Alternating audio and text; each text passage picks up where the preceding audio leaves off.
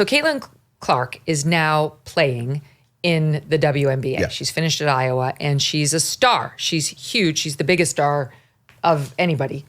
And she's changing the numbers for the WNBA in massive ways. Let me just give you my team's info. 2020, the WNBA's average viewers on these, on ESPN, ABC, whatever, 205,000. 2021, 306,000. 2022, 372,000.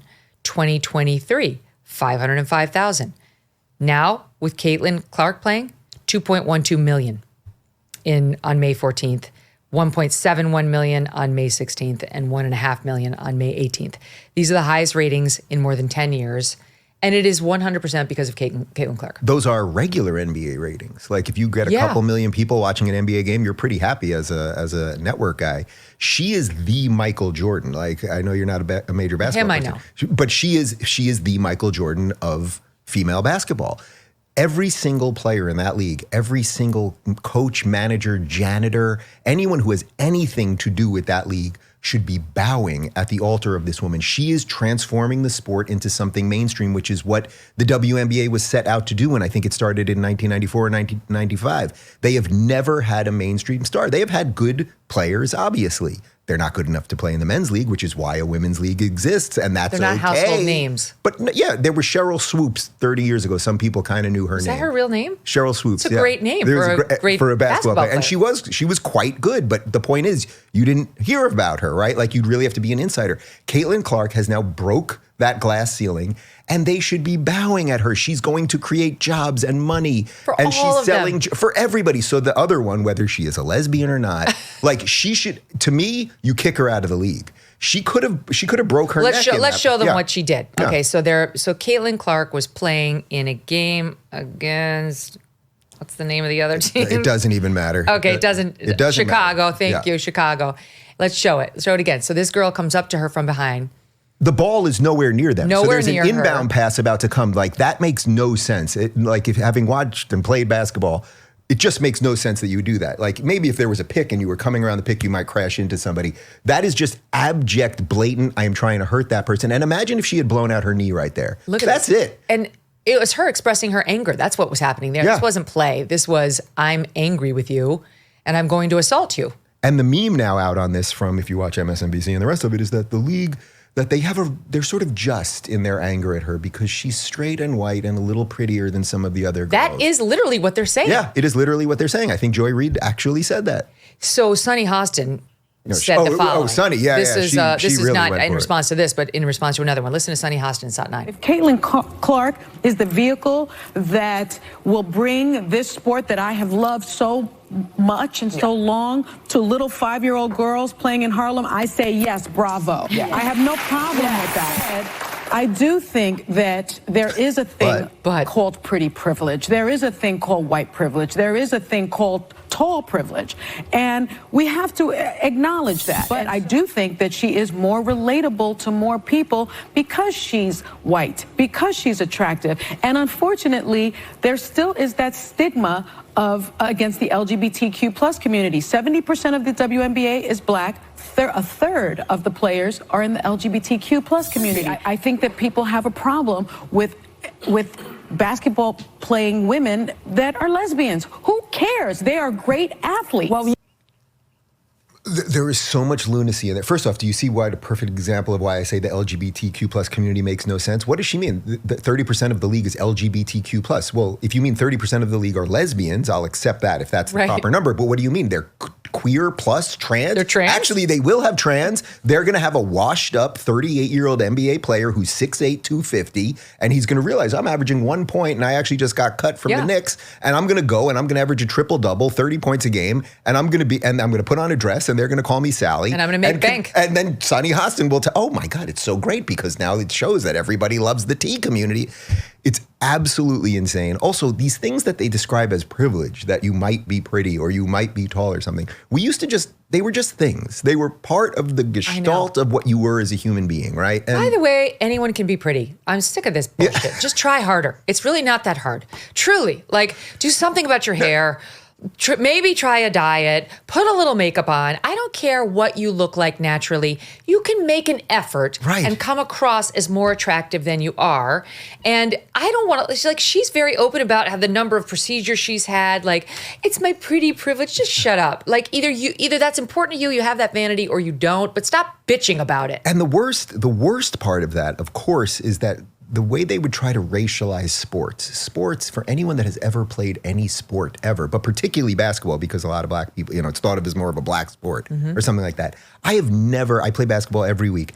I have never stepped foot on a court anywhere, whether it was Cali or New York or Florida or anywhere, where anyone that racism had anything to do with anything. If you can play, welcome to the team. They love you. They love you. It is the great equalizer beyond anything else. She's been in the WNBA for 2 minutes. There's no reason to hate her other than the amount of attention she's getting and her skin color. I mean, would this be happening to a black Caitlin Clark? No. Getting the same amount of attention? Well, first off, if an angry white woman bashed into the black Caitlin Clark, Sonny would be going crazy and she'd be demanding she'd be kicked out of the league and everything else. Of the view. Okay, so I'll just quickly. Here's Whoopi Goldberg totally defending what this Chinity did to Caitlin Clark. Let's be realistic, okay? This is basketball, okay? This happens in basketball all the time. Angel Reese got with a clothesline the other day. I mean, this is, these are not like, here's the ball. This is get out the way or I'm gonna move you. That's what the game is.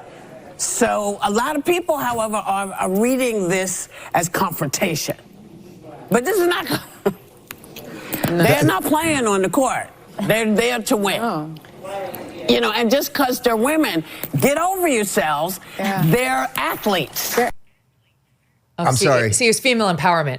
That is such an absolute lie. Absolute lie. Yes, people get hit on a basketball court when you're going for a rebound. You might accidentally smash into somebody. And yes, occasionally you throw an elbow or something. But if anyone was playing in a rec league and they did what that woman did to Caitlin Clark, they would not be invited back. It's that the ball was not in play. She just went to hurt her. That's it. By the way, my team has corrected me. You pronounce the name, even though it's spelled C-H. You just pronounced it Kennedy, so my apologies to her.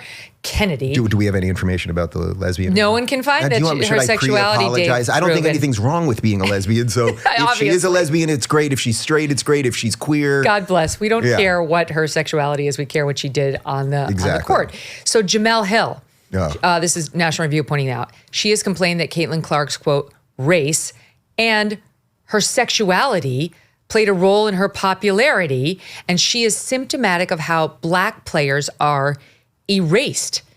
Erased. She's bringing more attention to the black players than they've ever enjoyed ever before because the WNBA is really not that popular. Did people not like Michael Jordan because he was black? The one thing that you can say about that where race maybe steeped a little bit into basketball was when in the 80s when Larry Bird and Magic were going at it and the Lakers and the Celtics there was some racial element to it because it was like Larry Bird was this very white guy from Indiana and Magic Los Angeles and flashy. They played very differently. There was this subtle race thing, but it wasn't like I like this guy because he's white or I like this guy because he was black. There was this sort of fun, there was a humor to it and a play and they played into it like, that's how we used to do it. I'm the white guy, I can shoot. You're the black guy, you can pass. And that's how we grew up, right? That's the good old days when people would joke about this stuff and minimize it. Keep going. Well, all I would say is I want a time machine. If you can we get a DeLorean? We can get a DeLorean. If we can get a little working on the flux capacitor. Give me some plutonium. I don't know where we're going to get it. We have to find some Libyan terrorists or something. Oh, yeah. And if we could just turn around and go back to 1995, don't you think we could fix so much of this? Well, we're not there. We're not there. Kennedy has been asked now about her behavior. Oh, by the way, so one of the things that Whoopi was saying was that one of the other players, not Kennedy, I think Angel Reese, had been tight-roped, I think she said, earlier in the game. Yeah. So there was a history to it. If you look at it, Angel Reese is going up to shoot a basket. Right. And an arm comes behind her. Nobody would be criticizing that. We understand things get rough when you're shooting the basket in. That's the point. You're going to be hurt. People get hurt on a basketball court. That happens. And again, sometimes there are cheap shots. That's all fine. That person was trying to take her out. And really imagine it. She could have just blown out her knee right there. Yeah, easily. Like the way she fell. Or something could have happened. Or she could have broke her hip or whatever. And it's like, congratulations, guys. Your league is hanging on by a thread before her, and it'll be hanging on by a thread after her. So this woman, Kennedy, has no regrets at all. Insane. Here's what she's claiming now. Watch this up. We're getting at it. We're going back and forth. It's basketball. It's all hoops. After we finish the game, it's all love. I don't have any regrets with anything. I'm going to compete and play 100% hard no matter who it is. It's the Whoopi Goldberg defense. Yeah. It's just rough on the court, but it's all love off the court. But listen to this, Daily Mail. It's the Miss Rachel thing. It's all love. It's all love. It's all love. But she doesn't have the weird small hands. Small hands bother me. That chef It's Gia, freaky. It's she's got freaky. them too. Why are they Yeah. like so tiny and in Like close to the body? Velociraptor. I don't. You're right. Like I don't understand. Yeah. Okay.